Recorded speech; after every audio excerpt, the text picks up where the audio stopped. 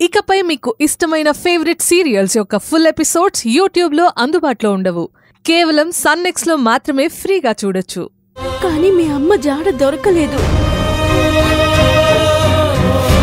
చివరికి ఆమె తన జీవితం నుండి శాశ్వతంగా వెళ్ళిపోయింది అనుకుని నన్ను పెళ్లి చేసుకుని జీవితంతో రాజీ పడ్డారు.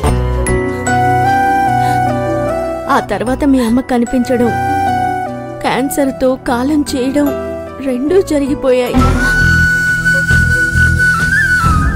శృతి రాముగారే మీ నాన్నగారని నీకెందుకు చెప్పలేదో నాకు తెలీదు. నాకు అరవింద్ నందిని పుట్టాక ఎదురుపడ్డ శృతిని ఏం చెయ్యాలో మీ నాన్నగారికి అర్థం కాలేదమ్మా. ఆవిడ కాలం చేసిన కొద్ది కాలానికే మీ నాన్నగారు కూడా యాక్సిడెంట్లో కన్ను మూశారు. ఆ సమయంలో ఆయన నీ గురించి చెప్పి ఆ విషయాన్ని ఎవరికీ చెప్పొద్దని, నీకే లోటు లేకుండా చూసుకోమని అడిగారు. అలాగే అని నేను మాటిచ్చాను. అమ్మా అంజలి, మీ నాన్నగారు చాలా మంచివారు. పేరుకి తగ్గట్టు ఆయన శ్రీరామచంద్రుడు. జీవితంలో ఎప్పుడు ఎలాంటి పొరపాటు చెయ్యని మనిషి. నువ్వంటే ప్రాణంగా బతికారు. ఆ విషయం నువ్వు నాకు చెప్పక్కర్లేదమ్మా. నాన్న ఎంత మంచివారో నేను ఆశ్రమంలో ఉన్నప్పుడే నాకు తెలిసింది. నాన్న మాట నిలబెట్టిన నీకు ఇప్పుడు నేను నీకొక మాట ఇస్తున్నానమ్మా.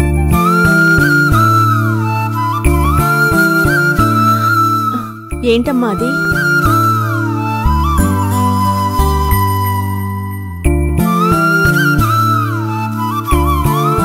నా ప్రాణం ఉన్నంత వరకు నిన్ను గాని ఈ కుటుంబంని గాని వదిలిపెట్టి పోనమ్మా. నా కన్న తల్లి శృతినే కావచ్చు, కానీ ఈ జన్మకి నా తల్లి మాత్రం నువ్వేనమ్మా. అమ్మా, అమ్మా అంజలి,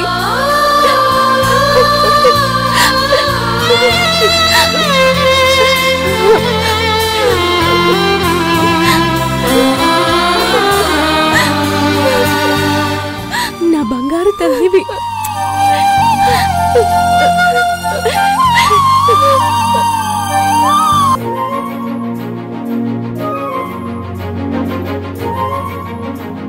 ఏంటి ఇంకా రెడీ అవ్వలేదా? అయిపోతుందండి, వచ్చేస్తున్నాను. పెళ్ళి నీ ఫ్రెండ్ది, నా ఫ్రెండ్ది కాదు. నువ్వింత లేట్ చేస్తే సరిగ్గా భోజనం టైంకి వెళ్ళినట్టు ఉంటుంది. చాండాలంగా.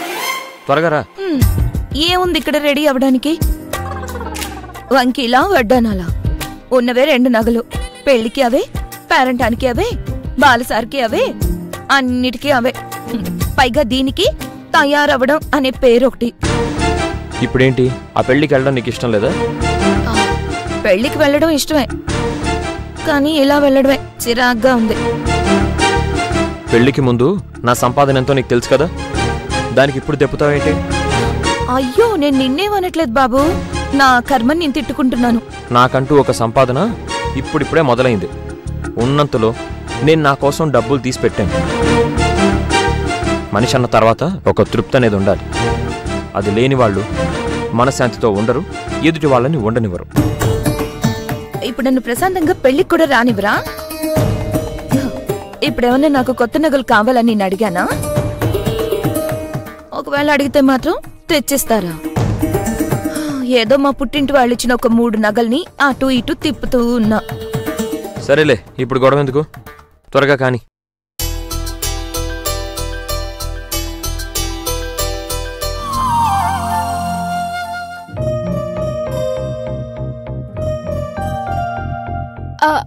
అమ్మా, ఏంటి ఇక్కడికి తీసుకొచ్చా? రామ్మా చెప్తాను. అమ్మా ముందు చెప్పమ్మా. ఎందుకంటే ఏమని చెప్పను? ఇవాళ నాకెంత సంతోషంగా ఉందో చెప్పలేను. గుండెల మీద ఎన్నాళ్ళు మోసిన భారమంతా ఒక్క క్షణంలో దిగిపోయినట్టుగా ఉంది. ఇన్నాళ్ళు నాకు మీ నాన్న గురించి తెలిసినా చెప్పకుండా ఉంటున్నానన్న దిగులు భయం ఉండేవి. ఇప్పటి నుంచి నాకు ఆ బాధ లేదు. పైగా మీ నాన్నగారి విషయం తెలిస్తే ఎక్కడ నువ్వు నాకు దూరం అయిపోతావేమోనన్న భయం ఉండేది.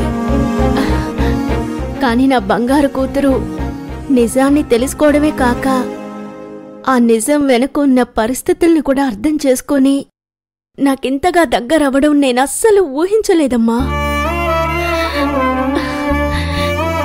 ఈ ఆనందాన్ని, ఈ తృప్తిని నేను మాటల్లో చెప్పలేను. ఇప్పుడు మీ నాన్నగారికి ఇచ్చిన మాట పూర్తిగా నెరవేర్చానన్న ఆనందం కలుగుతోంది తల్లి. నీకు నిజాన్ని ఎలా చెప్పాలా అన్న ఆలోచనతోనే, ఆందోళనతోనే ఇంట్లో అందరూ ఎన్నాళ్ళు కింద మీద పడ్డాం. ఇప్పుడు ఈ స్వీట్స్ కొనుక్కెళ్ళి అందరికీ ఇచ్చి ఈ శుభవార్త చెప్పాలి. ఈ ఆనందాన్ని అందరితో పంచుకోవాలి. రా.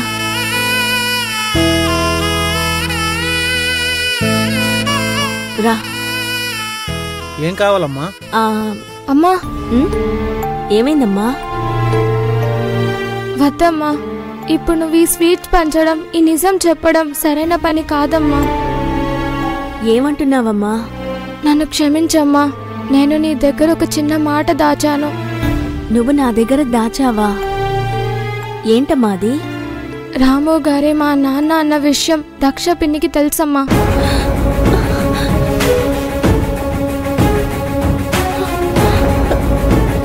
ఏమంటున్నావమ్మా?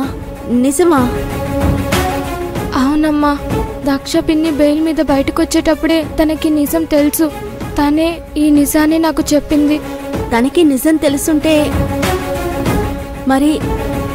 మరి తనెందుకు తెలియనట్టు ప్రవర్తిస్తోంది?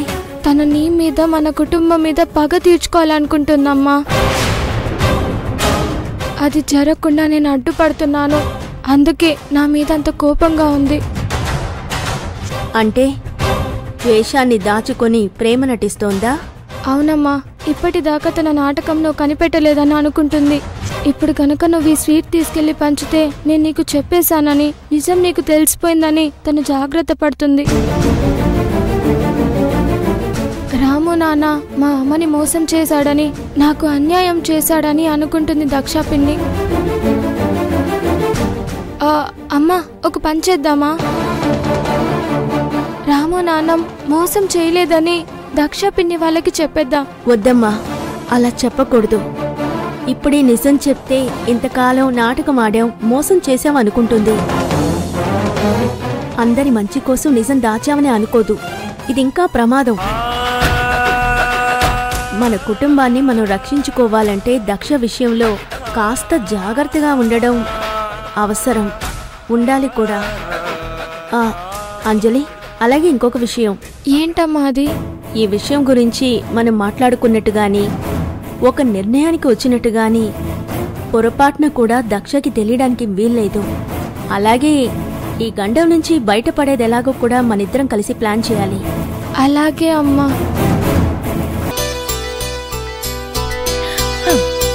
నేను రెడీ. ఏంటి ఇలాగే వస్తావా? ఏమైంది? ఏమైందంటావేంటి? ఒకసారి అద్దంలో చూడు.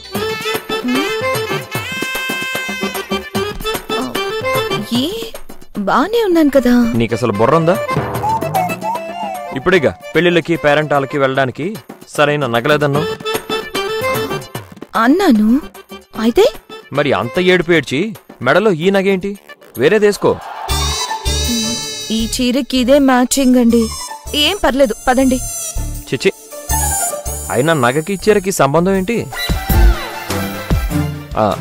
పైగా మీ ఫ్రెండ్ చాలా రిచ్ అంటున్నావు. అలాంటప్పుడు నీ దగ్గరున్న వాటిల్లో ఇంకా మంచిది వేసుకుంటే బాగుంటుంది. ఇది తీసేసి వేరేది వేసుకో. ఇది టెంపుల్ జ్యువెలరీ అండి, ఇప్పుడు ట్రెండింగ్. ఇది బాలేదంటున్నాను కదా. సరే, నీ ఇష్టం, వేసుకో. అలాగే రావాలనుకుంటే రా. అబ్బా,